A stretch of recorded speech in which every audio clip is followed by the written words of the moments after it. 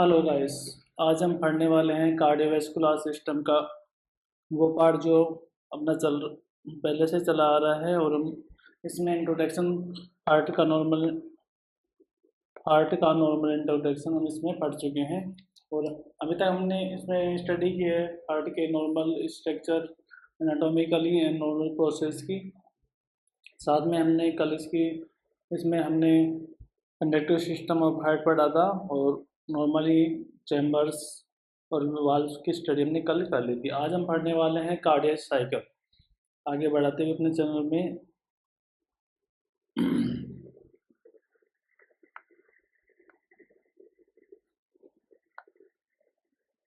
Cardiac cycle. Cardiac cycle तो meaning होता क्या है? कार्डियक साइकिल होता है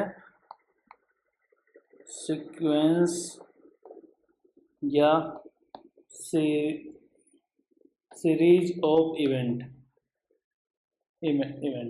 कितने एक सीक्वेंस इवेंटों का एक के बाद में एक घटित होना एक कार्डियक साइकिल होती है, जिसमें कि हार्ट का कॉन्ट्रैक्शन होता है, हार्ट का डायलेशन होता है, contraction of heart aortic valve का आयोटा का होता है, साथ में वेंट्रिकल का होता है। इसी चीज़ को हम अपने इस इवेंट के द्वारा पढ़ेंगे। जैसे एक आपने वर्ड सुना होगा, सिस्टोल। सिस्टोल क्या होता है? और एक होता है डायस्टोल। सिस्टोल का मतलब होता है contraction.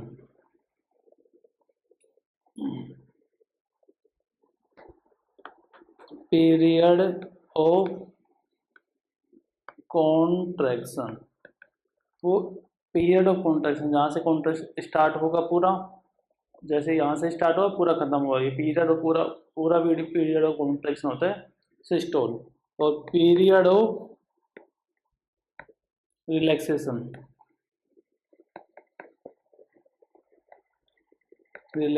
Period of contraction systole, period of relaxation, period of contraction, period of relaxation, systole diastole, systole diastole, systole diastole, systole diastole. हो गया सीक्वेंस ऑफ। अब इसमें कौन कौन से इवेंट आते हैं? जैसे कार्डियक साइकिल पूरी हो रही है, ये सिस्टोल डायस्टोल, एक कार्डियक साइकिल पूरी हो गई, सिस्टोल डायस्टोल एक पूरा दूसरा कार्डियक साइकिल पूरी हो गई। मेरे हाथ को देखिए, सिस्टोल डायस्टोल, सिस्टोल डायस्टोल। ठीक है, एक कार्डियक साइकिल होने में कौन कौन से इवेंट होते हैं, क्या क्या चीज़ हो सकती है, इवेंट क्या क्या होते हैं? इवेंट क्या हो? एट्रियल कॉन्ट्रैक्शन, इसको कॉन्ट्रैक्शन नहीं लिखते, हम लिखेंगे इसको सिस्टोल। कॉन्ट्रैक्शन है दोस्त एट्रियल सिस्टोल। ठीक है, इसके अलावा वेंट्रिकुलर सिस्टोल। साथ में इसके अलावा अगला आने वाला है कौन कौन सा है? Complete cardiac relaxation, complete cardiac relaxation, cardiac systole. पहले एटीएम सिस्टोल करेगा, वेंट्रिकुलर सिस्टोल, फिर पूरा हार्ट रिलैक्स करता है टाइम पीरियड के लिए। कार्डियक साइकिल का टाइमिंग क्या होता है? Timing of cardiac cycle 0.8 second. ठीक है, इसको एवरेज मान के चले कि एवरेज कितनी होती है? 0.6 to 1 सेकेंड, 0.6 to 1 सेकेंड। अब एक सेकेंड से भी 0.6 to 1 सेकेंड, ये इसका टाइम पीरियड हो सकता है। कि होता तो 0.8 है, बट इसका कम बत्ती थोड़ा बहुत हो सकता है, 0.6 to 1 सेकेंड। इसका मतलब कि टाइम एक पार्ट होता है अपना कौन सा? एट्रियम, और एक होता है वेंट्रिकल। दोनों में कार्डियक सिस्टोल भी होता है डायस्टोलिक। अब दोनों का टाइम पीरियड अलग अलग होता है, जैसे कि एट्रियल सिस्टोल और atrial ventricle. Atrial diastole, diastole इस तरह वेंट। इसका टाइम कितना होता है? इसका टाइम होता है 0.1 सेकेंड टू 0.67।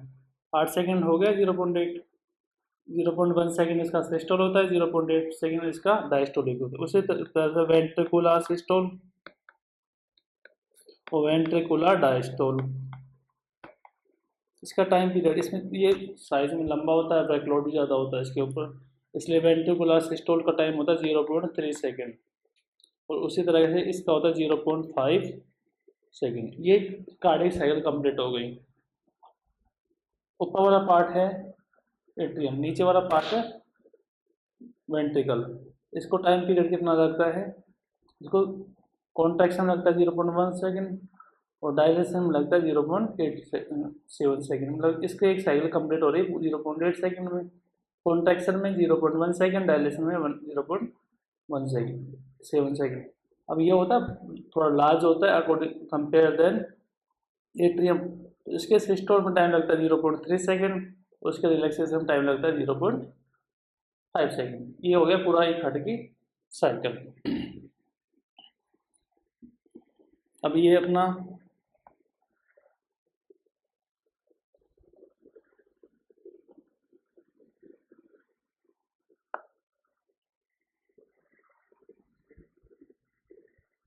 अब इसके जो इवेंट होते हैं हार्ट के अंदर, जो भी एक्टिविटी हो रही है उसको हम एक साथ स्टडी करेंगे कि एक सिक्वेंशियल रूप से कि किस तरह से ब्लड का फ्लो हार्ट के अंदर होता है और कौन से इवेंट साथ में एक्टिवेट होते हैं। हार्ट के अंदर होने वाले एक एक एक्टिविटी को हम ध्यान से देखेंगे according to event of heart. Heart के साथ क्या क्या हो रहा है और उस चीज़ को हम सिस्टमेटिक रूप से देखेंगे। जैसे कि जिसको हम देखते हैं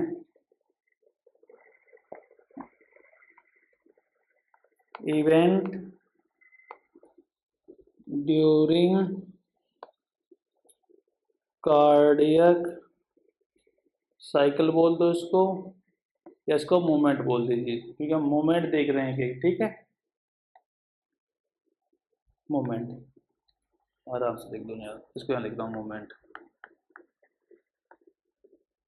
ठीक है, एक एक मूवमेंट को हम इससे एक एक एक्टिविटी को हम देखेंगे।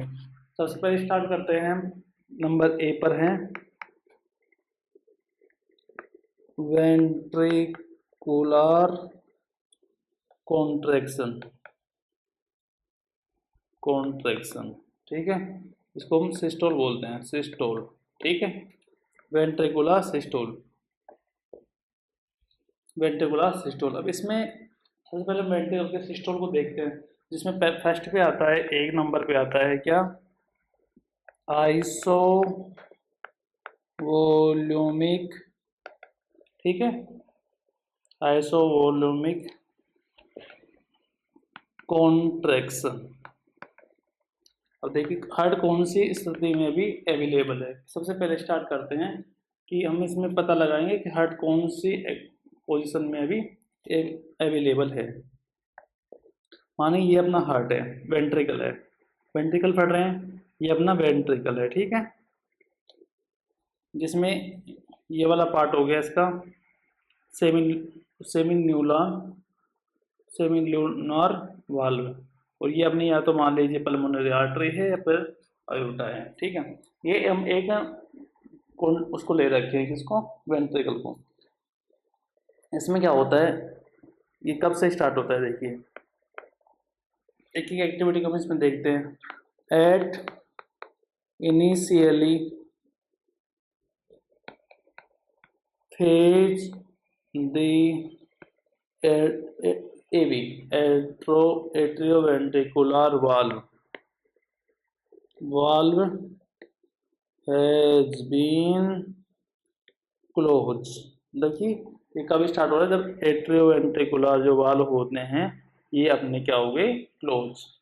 ठीक है।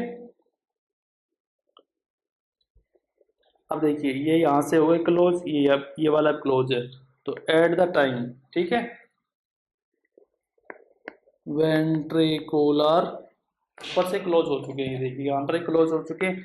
तो इस टाइम पर जो जो वेंट्रिकल है एक क्लोज कैविटी के अंदर कन्वर्ट हो गया, यहाँ से भी बंद है, यहाँ से तो ऑलरेडी बंद था, तो ये अंदर जो इसके अंदर जो फ्लूइड भरा हुआ है, जो इसके अंदर जो ब्लड भरा हुआ है, फ्लूइड ब्लड, ठीक है, ventricular ventricle has close cavity, ठीक है, close cavity.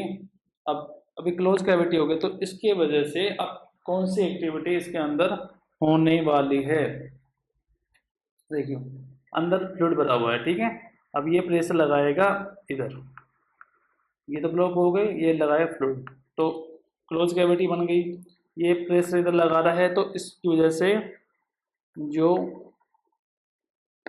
Semi lunar valve होते हैं, कौन कौन से, aortic valve,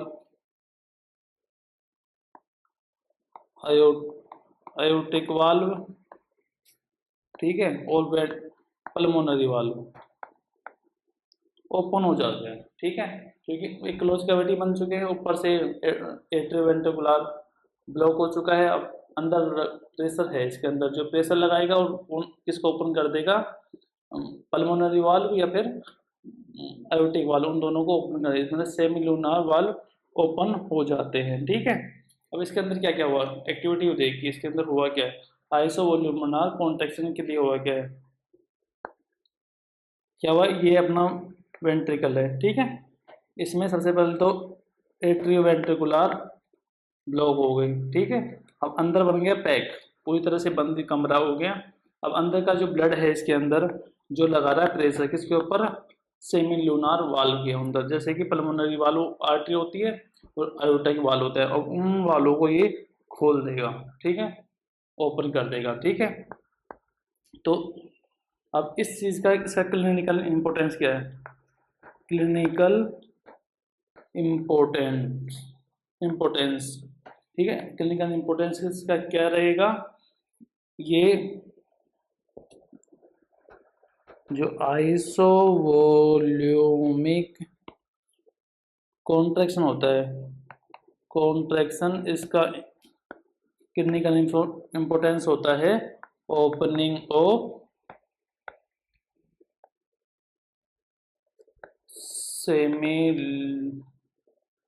semi lunar valve, ये इसका इम्पोर्टेंस होता है कि इसने इस फेज के अंदर सेमी लूनार वाल्व ओपन हो चुके हैं।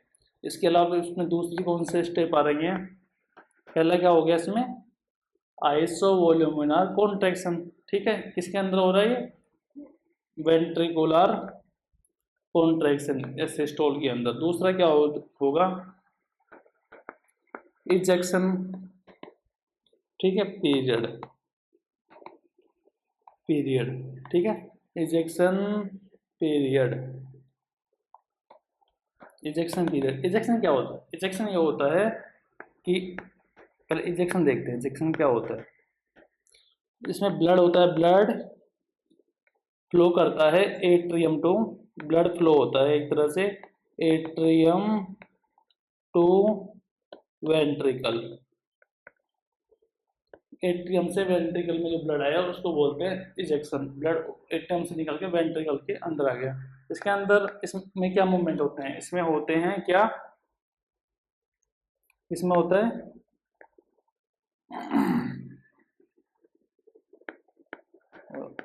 रैपिड फिलिंग और स्लो फिलिंग,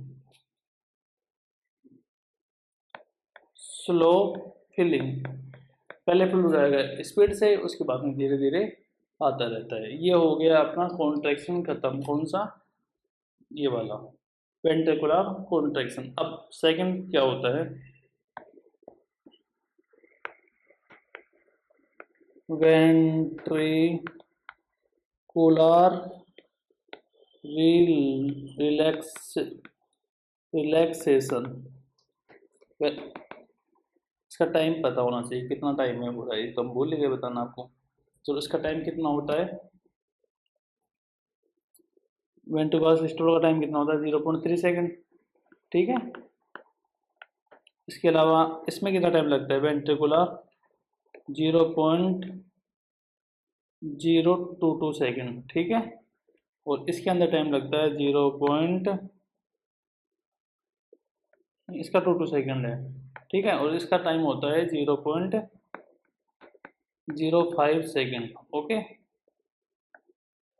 इसका टाइम ये होता है 0.05 सेकेंड। अब वेंट्रिकुलर रिलैक्सेशन। ठीक है, वेंट्रिकुलर, अब इसमें वेंट्रिकुलर रिलैक्सेशन कितना होता है। अब इसकी भी अलग अलग फेज होती है। नंबर 1 प्रोटो डायस्टोल, पहले इवेंट होता है इसके अंदर प्रोटो डायस्टोल। इसके अंदर क्या होता है, इसके अंदर ओनली एक काम होता है कि इसके अंदर जो सेमी लूनार वाल होते हैं, सेमी ल्यूनार वाल, ठीक है, जो पल्मोनरी वाल होते हैं और आयोटिक वाल होते हैं, वो दोनों वालों को बोलते हैं सेमी लूनार वाल। इसके अंदर क्लोज हो जाते हैं, क्लोज ऑफ सेमी ल्यूनार वाल। बस इतना, इसके अंदर यही काम होता है। उसके बाद में दूसरा काम होता है, दूसरा क्या काम होता है, दूसरा होता है आइसो वॉल्यूमिक रिलैक्सेशन। अब देखिए, ये अपना आयोट क्या है, वेंट्रिकल। ठीक है, पहले क्या हुआ था, पहले इसमें फ्लूइड निकल गया था, जैसे ब्लड निकल गया, इसके बाद में ये बंद हो गए, कौन से, सेमी लूनार वाल्व इसके बंद हो गए।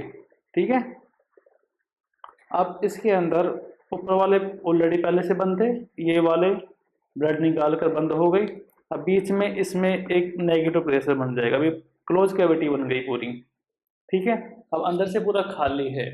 अब खाली है तो क्या, प्रेशर प्रेशर बनाएगा, मतलब कि एक तरह से बंद होगा ये, तो एक नेगेटिव प्रेशर क्रिएट करता है due to the blockage of this. इसके अंदर यही होता है। और जैसे बंद है तो क्लोज कैविटी, उसकी वजह से क्या होगा, ऊपर इसको देखते हैं, ठीक है, ये क्लोज कैविटी बनाता है। ठीक है,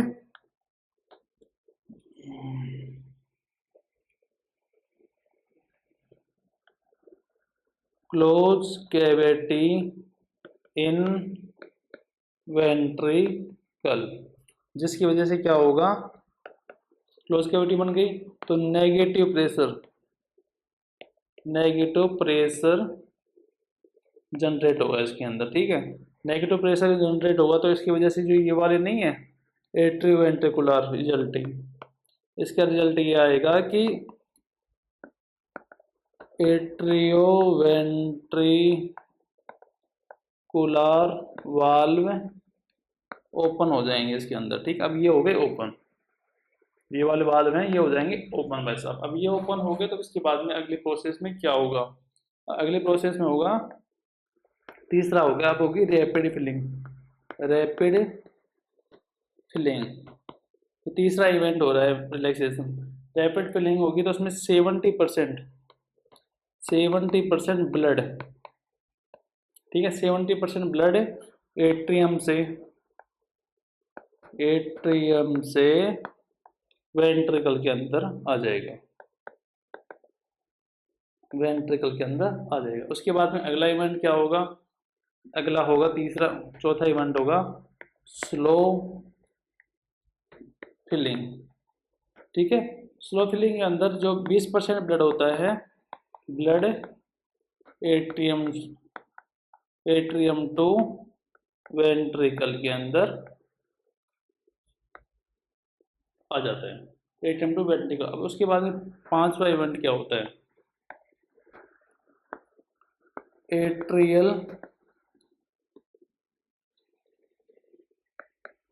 एट्रियल सिस्टोल। सिस्टोल। इसके अंदर 0.11 सेकेंड का टाइम होता है, जिसके अंदर जो एट्रियल मसल होती हैं,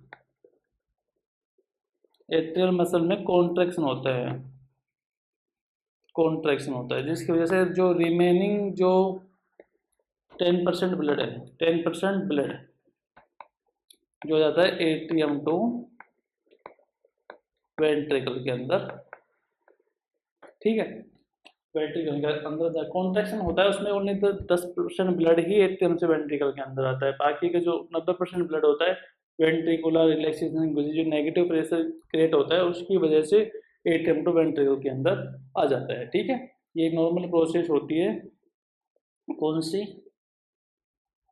event of the cardiac cycle. Cardiac cycle में सबसे पहले क्या होता है, जो ब्लड होता है वो आता है वेंट्रिकल के अंदर, जो पूरा ब्लड भरने के बाद में ऊपर से एवी वॉल्व ब्लॉक हो जाएंगे और पूरी बॉडी एक क्लोज कैविटी बन जाती है, जिसमें पूरी तरह से फ्लूइड भरा हुआ रहता है, और प्रेशर की वजह से नीचे वाले जो सेमिलुनार वाल्व खुलते हैं, ब्लड निकल जाता है आयोटा के अंदर, ठीक है, आयोटा के अंदर निकल जाता है, ये इसका काम हो गया। अब ये rapid filling ejected blood ejection हो जाएगा, उसके बाद में वेंट्रिकुलर रिलैक्सेशन आएगा, जिसमें प्रोटोफेज के अंदर ये वाले ब्लॉक वापस ब्लॉक हो जाएगा, इसके अंदर नेगेटिव प्रेशर जनरेट होगा जो कि आइसोवोल्यूमिनार रिलैक्सेशन में होता है, उसकी वजह से ऊपर वाले एवी वेंट्रिकुलर वाल्व खुल जाते हैं और ब्लड रैपिड फिलिंग और स्लो फिलिंग के द्वारा एट्रियम में आता है, और ऊपर से जो कॉन्ट्रैक्शन लगता है एट्रियल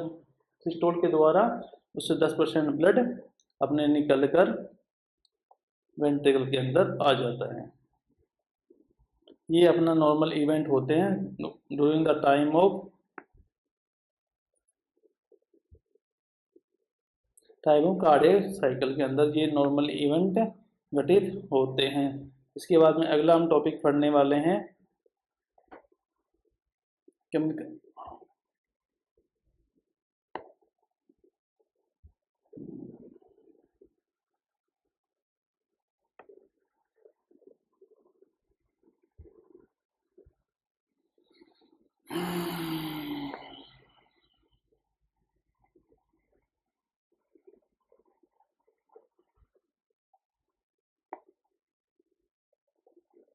हम हार्ट पढ़ रहे थे, ठीक है, हार्ट में पढ़ने वाले हैं अगला टॉपिक हार्ट साउंड, ठीक है, हार्ट साउंड कि जो दिल में जो आवाज़ें आती हैं, लब डब, जो स्टेथोस्कोप द्वारा सुनते हैं, उसके बारे में थोड़ी सी हम स्टडी अपनी इस क्लास में करना चाहते हैं और कर रहे हैं। कार्डियक साउंड, अब देखो हार्ट में कितनी आवाज़ आती हैं, देयर फोर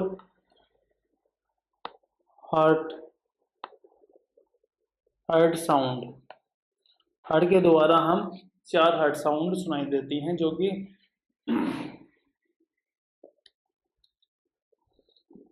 हार्ट साउंड 4 आती हैं। अब हम चारों को हम स्टडी करेंगे अपने इससे कार्डियक साइकिल के दौरान।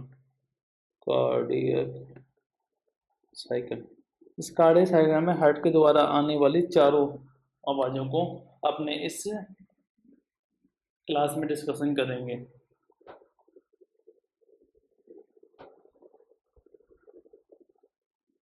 ठीक है, अब पहली हार्ट साउंड कौन सी है,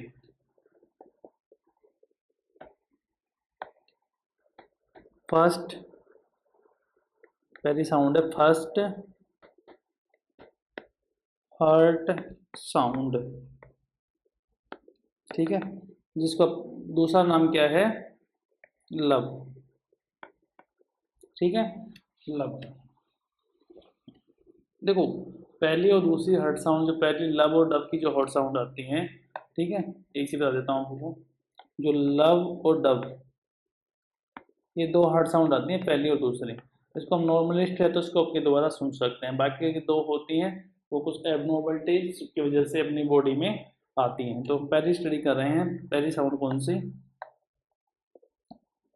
जिसका पहली साइड का नाम लब है। ये लब साउंड कब आती है, ठीक है, अब इसको आने का रीज़न होता है एट्रियो वेंट्रिकुलर क्लोजिंग। जब एवी वेंट्रिकुलर वाल्व क्लोज होते हैं उस कंडीशन में हमें फर्स्ट लब साउंड सुनाई देती हैं। और ये आती कहाँ पर है? ये होती है अपेक्स ऑफ हार्ट। जहाँ हार्ट का अपेक्स होता है फिफ्थ इंटरकोस्टल स्पेस में, जहाँ हार्ट का क्या होता है? अपेक्स होता है, वहाँ से हमें यह हार्ट की साउंड सुनाई देती है। कौन से इवेंट के तहत आती है? आइसोवोल्यूमिक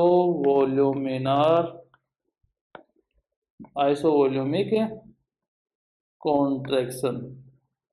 वो उसी टाइम पर बंद होते हैं, तो ये एक इवेंट हो गया, ये एक इवेंट है। इस इवेंट के टाइम पर हार्ट की पहली साउंड सुनाई देती है, जिसको बोलते हैं क्या? फर्स्ट हार्ट साउंड लब। ठीक है। अब सेकंड हार्ट साउंड कब आती है? सेकंड हार्ट साउंड, इसका दूसरा क्या नाम है? डब। दूसरी सेकंड हार्ट साउंड आती है डब। ये कब आती है? ये आती है क्लोजिंग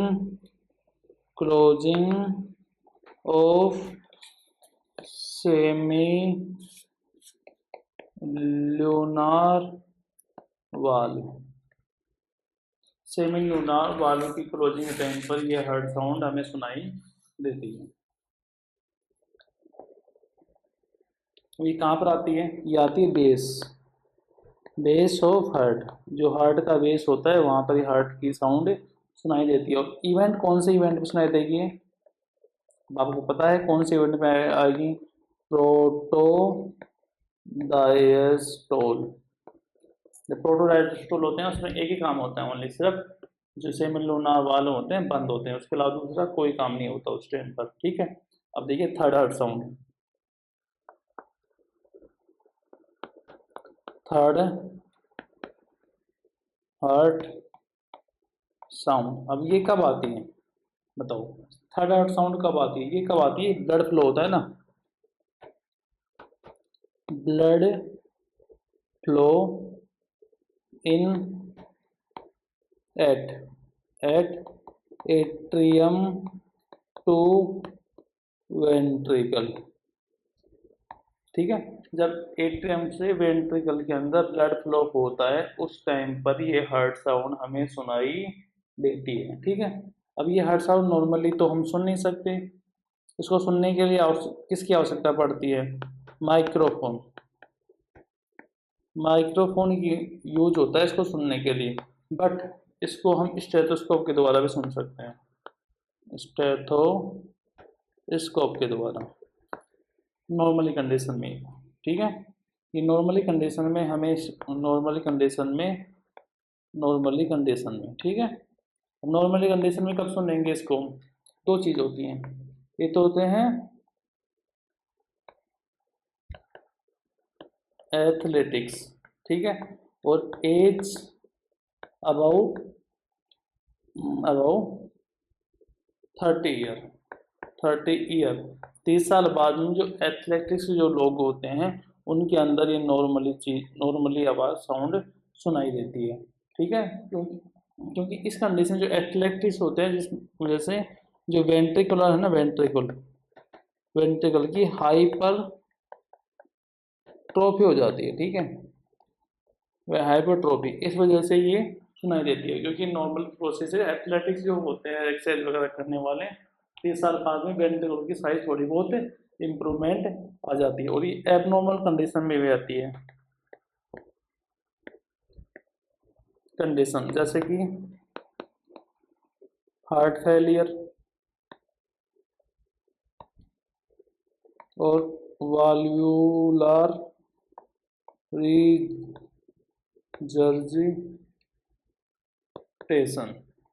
वाल्वुलर, इस दोनों डिजीज के अंदर भी ये थर्ड हार्ट साउंड हमें सुनाई देती है। ठीक है। अब इस टाइम ये ब्लड एटीएम टू वेंट्रिकल के अंदर आ रहा है ठीक है। At the time of rapid filling, जब रैपिड फिलिंग होती है उस टाइम पर ये आवाज़ हमें सुनाई देती है। दो फिलिंग होती है, रैपिड फिलिंग और स्लो फिलिंग। रैपिड फिलिंग हो रही उस टाइम पर ये आवाज़ हमें सुनाई देती है। अब आ जाओ अगली फोर्थ, हार्ट साउंड। ये साउंड ऑलवेज ऑलवेज एबनॉर्मल, मतलब ये सुनाई दे रही है, इसका मतलब कि पेशेंट में कोई ना कोई एबनॉर्मलिटी प्रेजेंस है। इसको सुनने के लिए एक इंस्ट्रूमेंट आता है जिसको बोलते हैं फोनो, एक सेकेंड, इसका नाम होता है फोनोकार्डियोग्राम। Phonocardiograph. It is an instrument to use to listen this type of air, नहीं साउंड। ये इंस्ट्रूमेंट का हम यूज़ करते हैं, ऐसे इंस्ट्रूमेंट का हम यूज़ करते हैं फोर्थ, इससे है ना हार्ट की सारी आवाज़ें सुन सकते हैं, फर्स्ट सेकंड थर्ड फोर्थ। लेकिन थर्ड फोर्थ हम स्टेथोस्कोप से सुनाई देगी, ये स्टेथोस्कोप से हमें कभी सुनाई नहीं देगी। इसके लिए हमें हमें फोनोकार्डियोग्राम की ही आवश्यकता पड़ती है। ठीक है। ये कई जो मरमर आवाज़ें आती हैं ना बॉडी के अंदर, मरमर जो आवाज़ आती हैं हार्ट के अंदर, ठीक है, मरमर साउंड जो आती है उनको सुनने में इसकी आवश्यकता पड़ती है। जैसे कि कुछ आवाज़ें जैसे कार्डियक कार्डियक हाइपरट्रोफी, इस कंडीशन में हमें ये आवाज़ सुनाई देती है। ठीक है, ये हो गया हमारे हार्ट साउंड। अब ये आती किस टाइम पर, ठीक है, ये कौन सी एक्टिविटी को इंडिकेट करती है, ठीक है, ये इंपॉर्टेंट है। एट्रियल सिस्टोल, जो एटीएम में सिस्टोल होता है ना, एट्रियल सिस्टोल, उसकी आवाज़ आती है। एटीएम जो कॉन्ट्रैक्शन कर रहा है उसकी आवाज़ हमें सुनाई दे रही है इसके अंदर।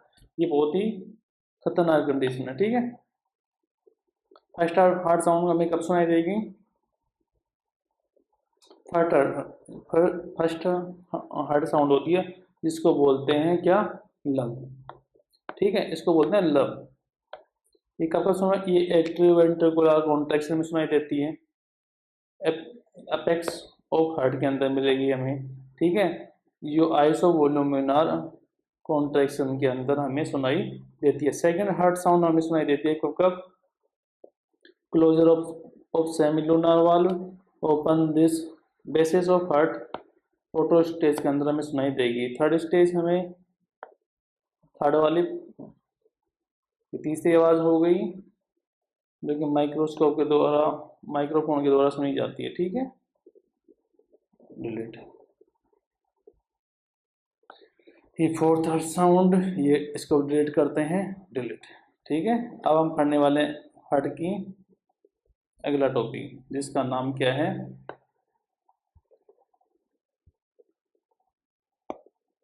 इसको तो बाद में काम हो जाएगा।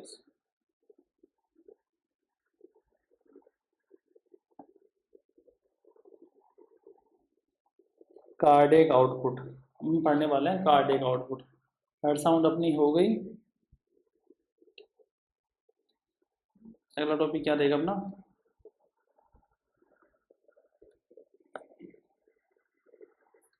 कार्डियक आउट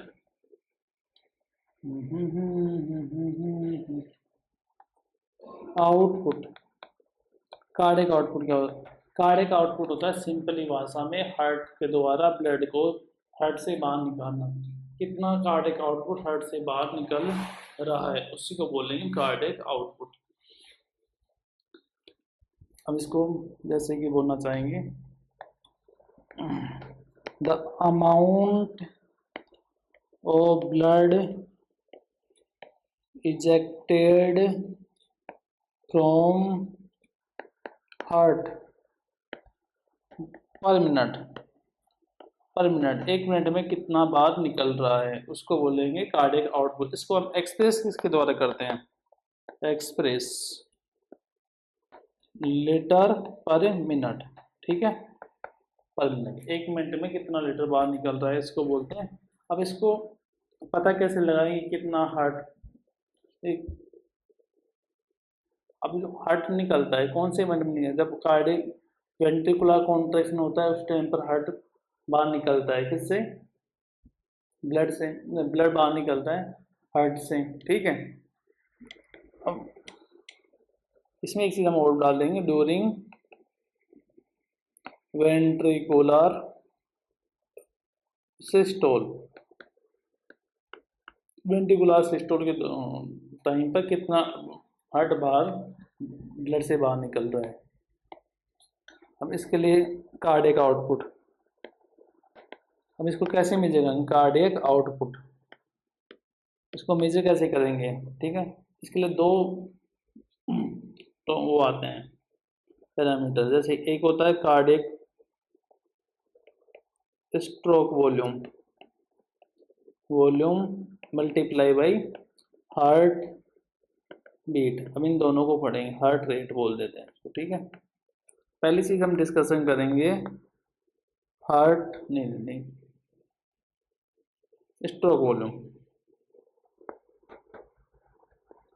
स्ट्रोक वॉल्यूम ये क्या है, स्ट्रोक वॉल्यूम क्या है वैसा इसको बोलते हो अमाउंट, ये भी एक अमाउंट है, ठीक है, amount of blood expelled by each ventricle of each beat.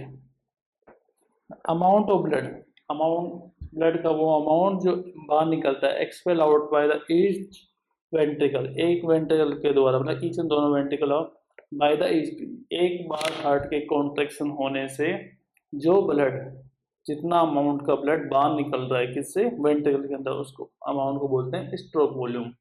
एक बार हार्ट बीट की वजह से जितना ब्लड हार्ट से बाहर निकलता है उसको बोलते हैं कार्डियक वो स्ट्रोक वॉल्यूम। अब इन पता कैसे लगेगा कितना होता है, नॉर्मली इसकी नॉर्मली होता है 70 ml। अब इसको स्ट्रोक वॉल्यूम को पता लगाने के लिए भी दो वॉल्यूम या दो वॉल्यूम होते हैं अपने पास, ठीक है। पहले को बोलते हैं एंड डायस्टोलिक वॉल्यूम, ठीक है, एंड डायस्टोलिक वॉल्यूम ये क्या होता है, ठीक है। इसको पहले लिख लेता हूँ, बताता हूँ, ठीक है। Total amount blood filled in ventricle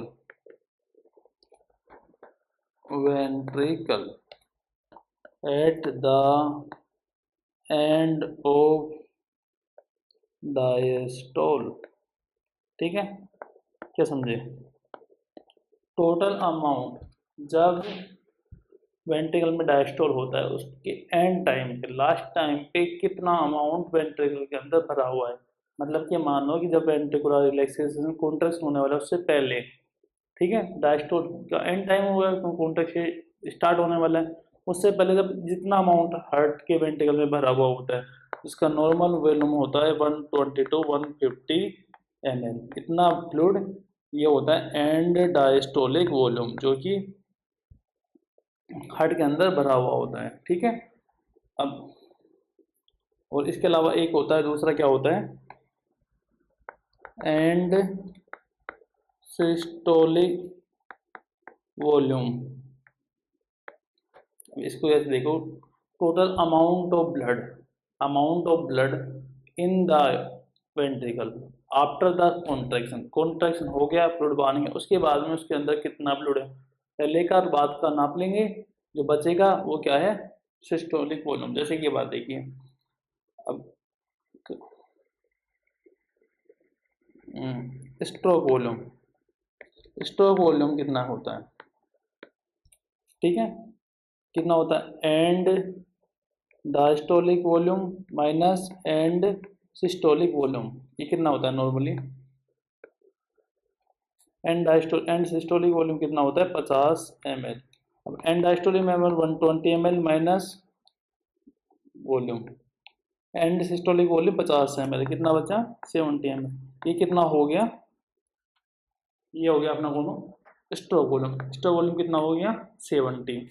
और दूसरा है heart beat, heart rate, heart rate कितनी होती है कि कॉन्ट्रैक्शन, कॉन्ट्रैक्शन पर मिनट, एक मिनट में हार्ट कितनी बार कॉन्ट्रैक्शन कर रहा है उसको बोलते हैं कॉन्ट्रैक्शन। एक साइकिल पूरी हो रही है एक मिनट में कितनी बार हो रही है उसको बोलते हैं कौन सा, हार्ट रेट। अब ये निकाल लीजिए cardiac output, cardiac output, output मतलब हार्ट से कितना ब्लड बाहर निकल रहा है किसके द्वारा, का स्ट्रोक वॉल्यूम कितना है, स्ट्रोक वॉल्यूम कितना है 70 माइनस, नॉर्मली हम 70 बार या 72 बार हार्ट बीट करता है तो 540 5 ml ब्लड बाहर निकलता है, 5 लीटर के समथिंग ब्लड पर मिनट में बाहर निकलता है। टोटल बॉडी में फ्लूइड कितना होता है 5-5.5 लीटर, तो इसका मतलब एक मिनट में पूरा ब्लड पूरी बॉडी में सर्कुलेट हो जाता है। ठीक है, अब ये हो गया। अब कौन कौन से ऐसे फैक्टर हैं जो कि कार्डियक आउटपुट, कार्डियक आउटपुट को क्या करते हैं कम या ज़्यादा करते हैं, कि जिससे बॉडी का जो कार्डियक आउटपुट है कितना होगा कितना नहीं होगा। ये चीज़ हम अपने इस वीडियो में आगे डिस्कशन करने वाले हैं। तो factor affecting the cardiac output,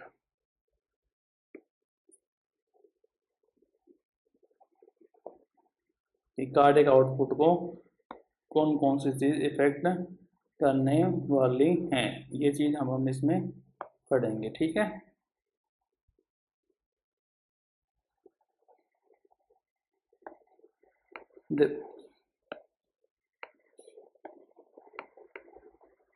factor affected cardiac output.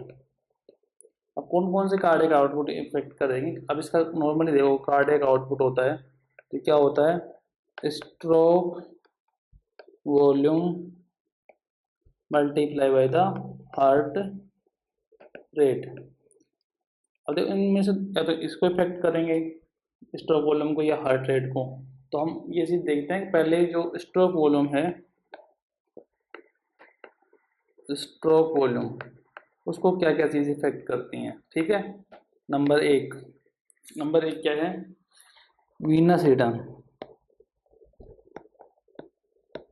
इसको दूसरी भाषा में बोलते हैं एंड डायस्टोलिक वॉल्यूम, मतलब कि जितना ब्लड बॉडी के अंदर आ रहा है, जितना ब्लड हार्ट के अंदर आ रहा है, ये हार्ट हो गया, जितना ब्लड इसमें आएगा उतना बाहर निकलेगा।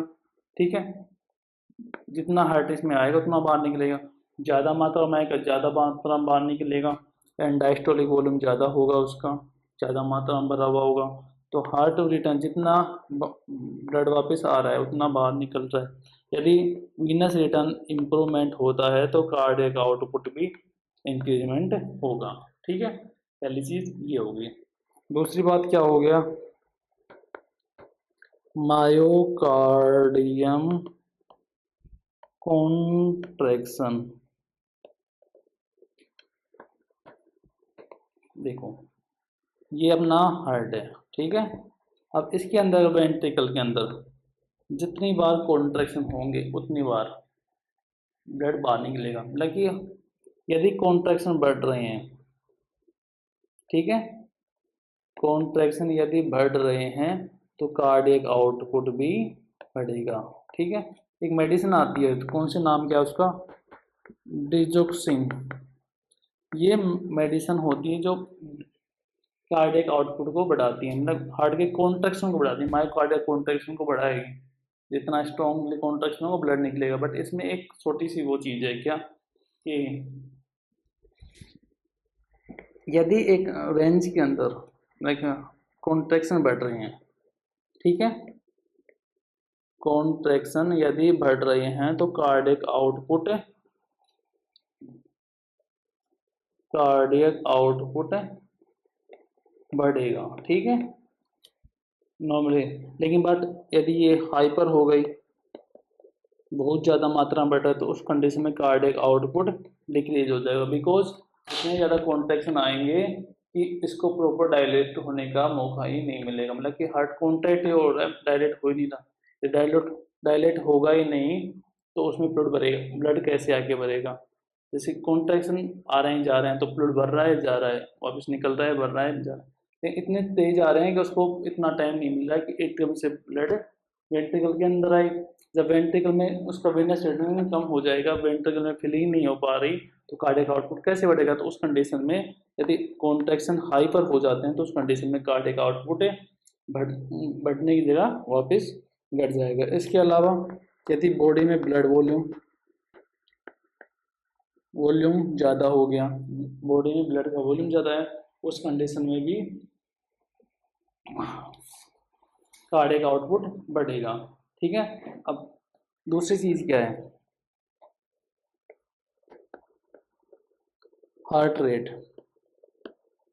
यदि हार्ट रेट बढ़ेगी तो भी कार्डियक आउटपुट बढ़ेगा। इसके लिए पहले सबसे पहले होता है, अब हार्ट रेट पे कौन कौन सी चीज़ें इफेक्ट डालती हैं? Autonomic system. ऑटोनोमिक में दो प्रकार के सिस्टम होते हैं, कौन कौन से? नंबर एक सिंपैथेटिक, ठीक है, दूसरा होता है पैरासिम्पैथेटिक।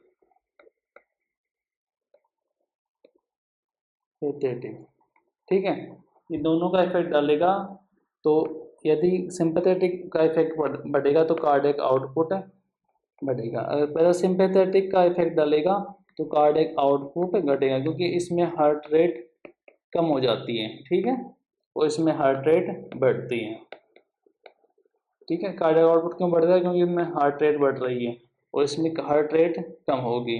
इसके लिए कौन कौन से एंजाइम रेस्पॉन्सिबल होते हैं, कौन कौन से हार्मोन होते हैं? Enzyme hormone. नंबर एक एड्रीनलिन, दूसरा कौन सा? नोर एड्रीनलिन, और एक थायराइड हार्मोन, ठीक है, थायराइड हार्मोन। और इसके लिए कौन सा हार्मोन आता है? एक न्यूरोट्रांसमीटर आता है जिसको बोलते हैं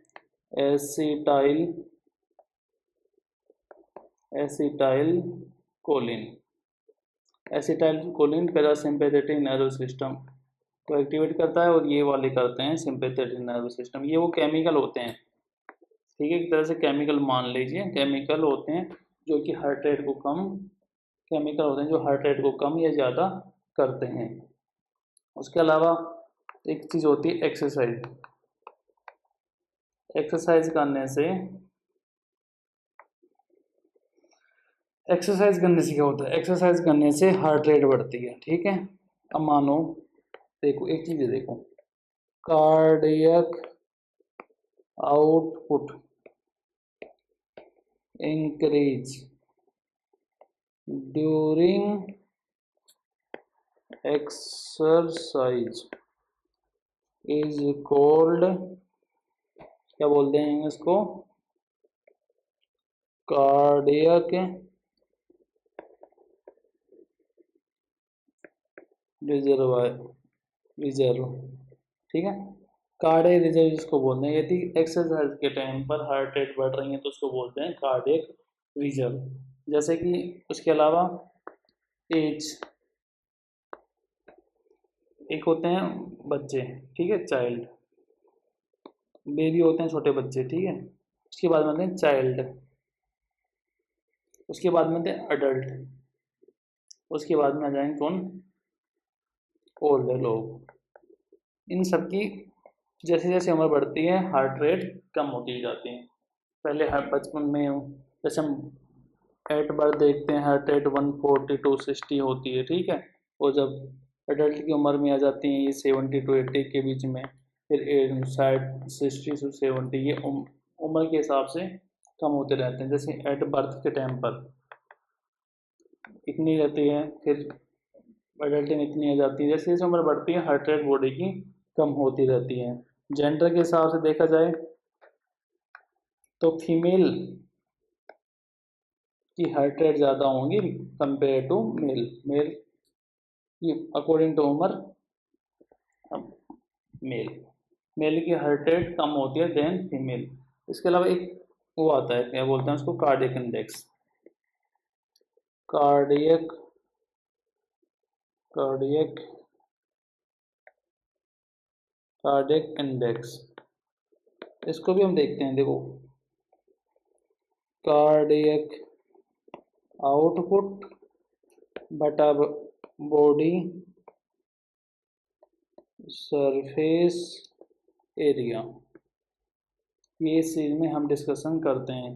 तो नॉर्मली कितनी रेंज होती है इसमें कार्डियक इंडेक्स की, 2 to 5 to 4 to 5 पर लीटर पर मिनट पर मीटर स्क्वायर। ठीक है, ये इसका नॉर्मल रेंज होती है। ये हम आज छोटा सा टॉपिक हमने इस क्लास में डिस्कशन किए हैं। नेक्स्ट क्लास में हम आने वाली अदर कार्डियक सिस्टम को हम डिस्कशन करेंगे। इसलिए thank you for this watching the video. धन्यवाद।